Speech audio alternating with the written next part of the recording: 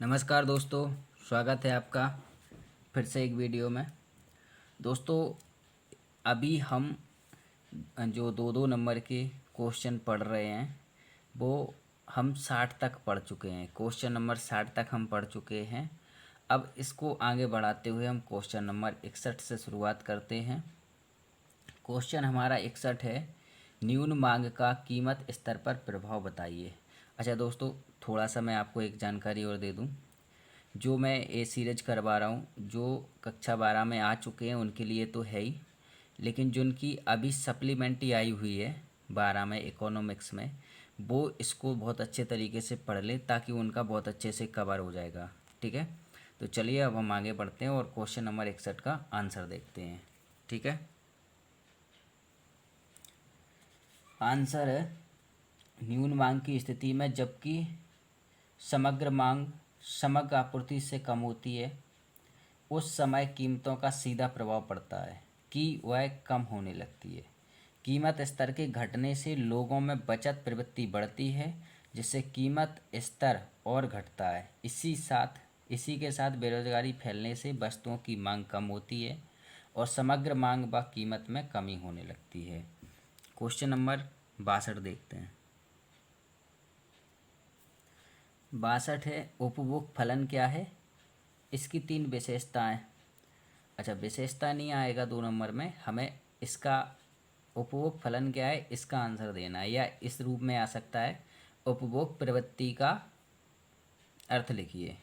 Answer है, उपभोग फलन या उपभोग प्रवृत्ति आय उपभोग के संबंध को प्रदर्शित करता है। यह कुल उपभोग तथा समस्त राष्ट्रीय आय, इन दो समूहों के बीच फलनात्मक संबंध है, जिसे गणितीय रूप में निम्न प्रकार व्यक्त किया जा सकता है। सी बराबर एफ कोष्टक में वाई। यहाँ सी बराबर उपभोग, एफ बराबर फलन और वाई बराबर आय। ठीक है, नेक्स्ट देखते हैं। क्वेश्चन 63 है, बजट क्या है? या सरकारी बजट की परिभाषा दीजिए। मोस्ट क्वेश्चन है, याद रखना। आगामी वर्ष के लिए सरकार आय व्यय के अनुमानित आंकड़ों, गत वर्ष तथा चालू वर्ष की वित्तीय गतिविधियों तथा सरकार की प्रस्तावित आर्थिक नीतियों संबंधी ब्यौरा बजट कहलाता है। या कहें तो सरकार अपने आने वाले वर्ष के लिए जिस जिस क्षेत्र में जो जो खर्च करना है उसका एक बजट बनाती है। ठीक है, कि हम एक साल में किस क्षेत्र में कितना रुपया खर्च करेंगे, उसको हम क्या कहते हैं, बजट कहते हैं। ठीक है, अंतरिम बजट क्या है? जी मोस्ट क्वेश्चन है सारे, ध्यान से देखना। अंतरिम बजट क्या है? जब सरकार किसी विशेष परिस्थिति बस पूरे वर्ष हेतु आय व्यय के अनुमान तैयार करने में असमर्थ रहती है, तो वर्ष के कुछ महीनों हेतु आवश्यक आर्थिक व्यवस्था बनाए रखने के लिए आय व्यय के प्रावधान किए जाते हैं, जिसे अंतरिम बजट कहते हैं। अब क्वेश्चन अगला है, संतुलित बजट किसे कहते हैं? वेरी वेरी मोस्ट क्वेश्चन है, याद रखना। संतुलित बजट, जब किसी वर्ष सरकार को प्राप्त होने वाली आय सरकार द्वारा किए जाने वाले व्ययों के ही बराबर होती है, तो इसे संतुलित बजट कहते हैं। मतलब क्या है कि जितनी उसके पास आय है उतना उसने खर्च करने का वो रखा है, प्लानिंग की है, उसको हम संतुलित बजट कहते हैं। प्रायः यह एक आदर्श व्यवस्था होती है जिसका पालन करना कठिन है। वर्तमान में सरकार के चाहते हुए भी संतुलित बजट को बनाना कठिन है, क्योंकि सार्वजनिक व्ययों में वृद्धि होने के कारण ऐसा संभव नहीं है। ठीक है, क्वेश्चन नंबर 66 है हमारा, बजट को सामाजिक कल्याण का आधार क्यों कहा जाता है? यदि बजट उचित रूप से तैयार किया जाए तो इसके द्वारा सामाजिक कल्याण के अनेक उद्देश्यों की पूर्ति में सहायता मिलती है, जैसे आय और संपत्ति के वितरण की, असमानताओं को कम करना, सामाजिक सुरक्षा की योजनाओं को लागू करना, पिछड़े क्षेत्रों का विकास करना तथा निर्धन वर्ग के कल्याण पर व्यय करना इत्यादि। जीएसटी से आप क्या समझते हैं? जीएसटी 67 क्वेश्चन है।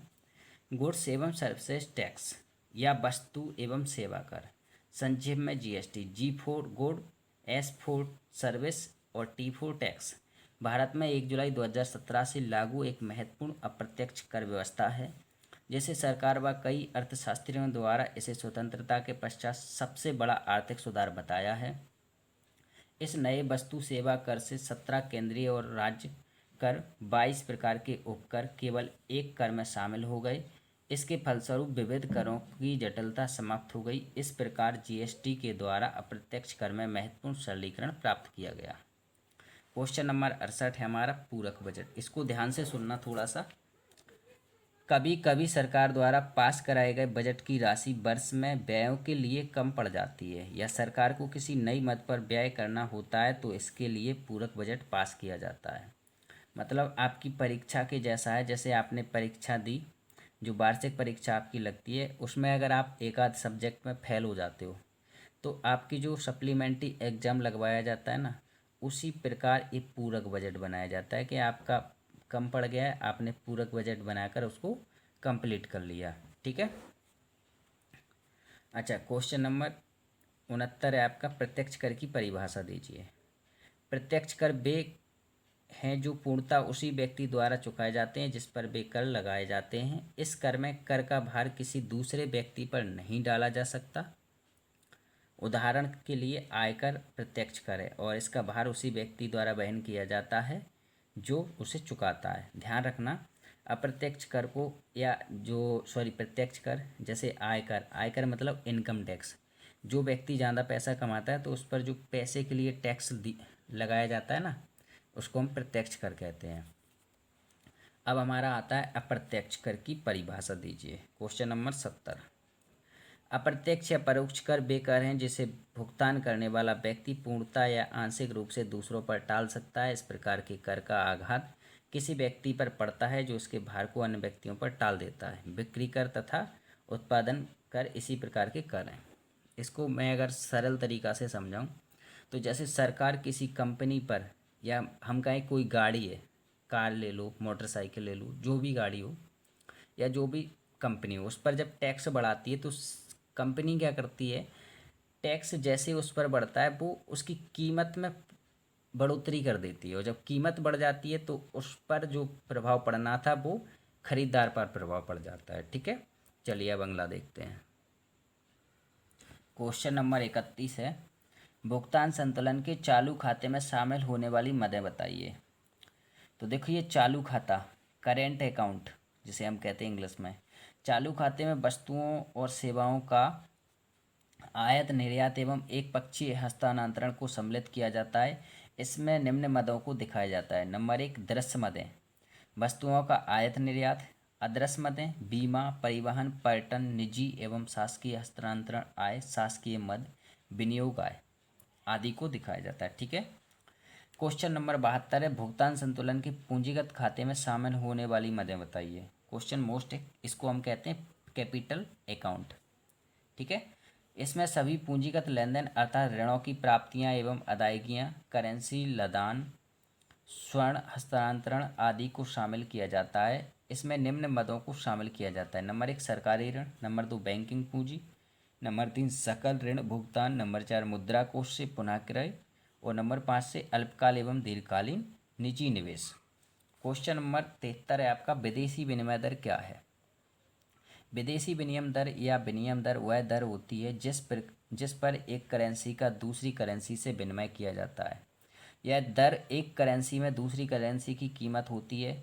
इसे व्यक्त करने का प्रचलित तरीका यह है कि घरेलू करेंसी के रूप में विदेशी करेंसी की एक इकाई की कीमत है।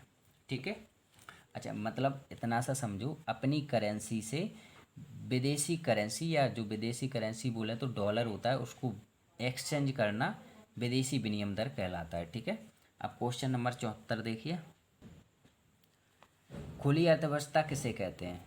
खुली अर्थव्यवस्था एक ऐसी अर्थव्यवस्था है जिसमें अन्य राष्ट्रों के साथ वस्तुओं और सेवाओं तथा बहुधा वित्तीय परिसंपत्तियों का भी व्यापार किया जाता है। उदाहरण के लिए भारतीय विश्व के अन्य देशों में उत्पादित वस्तुओं का उपभोग करते हैं तथा हमारे उत्पाद का कुछ भाग विदेशों को निर्यात किया जाता है। मतलब समझो, जैसे हमारा देश है तो दूसरे देशों से जो व्यापार करता है, या और दूसरे देश जो हमारे देश में व्यापार करते हैं, इस प्रक्रिया को हम खुली अर्थव्यवस्था कहते हैं। क्वेश्चन नंबर लास्ट 75, अंतर्राष्ट्रीय स्तर की वित्तीय संस्थाओं के नाम बताइए। जैसे अंतर्राष्ट्रीय मुद्रा कोष, इसको हम कहते हैं IMF, दुनिया को लोन यही देती है। विश्व बैंक या world bank, Asian development bank, ध्यान रखना। अंतर्राष्ट्रीय मुद्रा कोष ये भी अमेरिका की है, विश्व बैंक अमेरिका में है, एशियन डेवलपमेंट बैंक जे मनीला में इसका हेडक्वार्टर है, ठीक है, ध्यान रखना। तो ये हमारे 2-2 नंबर के क्वेश्चन का लास्ट वीडियो था। इन क्वेश्चनों को अगर आपने तरीका से पढ़ लिया, जो 75 क्वेश्चन है 2-2 नंबर के, याद रखना इकोनॉमिक्स में 2 नंबर के क्वेश्चन, इनके अलावा देखना भी मत। मैं गारंटी लेता हूँ कि इनसे एक क्वेश्चन बाहर नहीं जाएगा आपका, ठीक है। तो देखिए मैंने बहुत मेहनत की है, आपको पूरे जो मैंने वादा किया था 75 क्वेश्चन मैंने आपको कंप्लीट करवाए। और मैं एक वादा और करता हूँ कि 3 नंबर के और 4 नंबर के जितने भी क्वेश्चन हैं मैं आपको वो भी पूरे करवाऊँगा। तो वीडियो को लाइक कर दीजिए, चैनल को सब्सक्राइब कर दीजिए, ठीक है, और अपने दोस्तों को शेयर भी कर दीजिए। धन्यवाद।